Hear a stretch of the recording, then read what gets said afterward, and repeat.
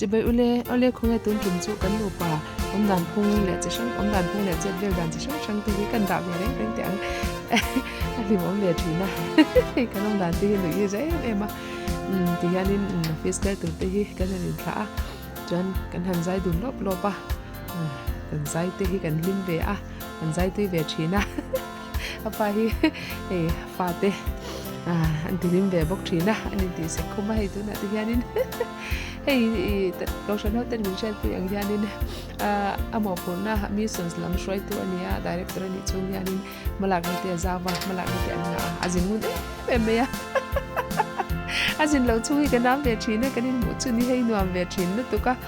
ina han om về chu na thì anh nên all lo khóc mấy hay thì chùa thì lo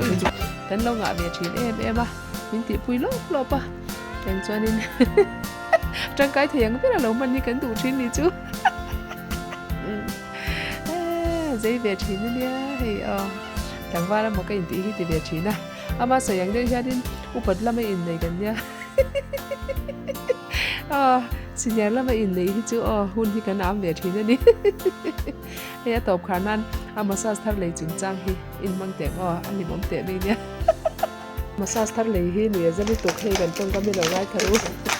yung ngai massage chin do na Tema Bây giờ đến từ cái massage cái mà thì khai cả lâu bị sậy em á nắng ngoài thì trang cái mà hi ni đấy thôi à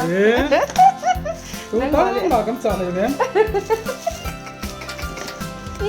một quý cái nát từ tan hay thì hàng cầm bò đi anh nói cái lim lẻ lấy xíu thì đang nằm chung tới tiện lên bàn này lít tại cái nữa